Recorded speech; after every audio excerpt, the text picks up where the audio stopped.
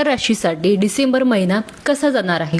तर या महिन्यामध्ये पहिला जो पंधरवाडा आहे तो उत्तम आहे, चांगला आहे. चांगल्या घडामोडी होतील, चांगल्या घटना घडणार आहे तुमच्यासोबत. तसंच नोकरीच्या ठिकाणी, व्यवसायाच्या ठिकाणी, वर्कप्लेसच्या ठिकाणी आवक जी आहे ती चांगली आहे.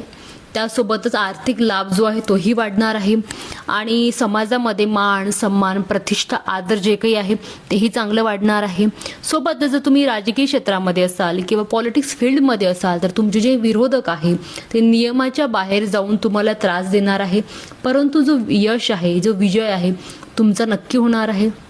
सोबतच या महिन्यामध्ये अतिश्रम असेल, कामाची दगदग असेल, धावपळ असेल, यामुळे तुम्हाला थोडा मनस्ताप होणार आहे. आरोग्याच्या ज्या तक्रारी आहे या महिन्यामध्ये तुम्हाला बघायला मिळणार आहे. मित्रपरिवाराशी जे आहे थोडंसं मिळतं जुळतं घ्यावं.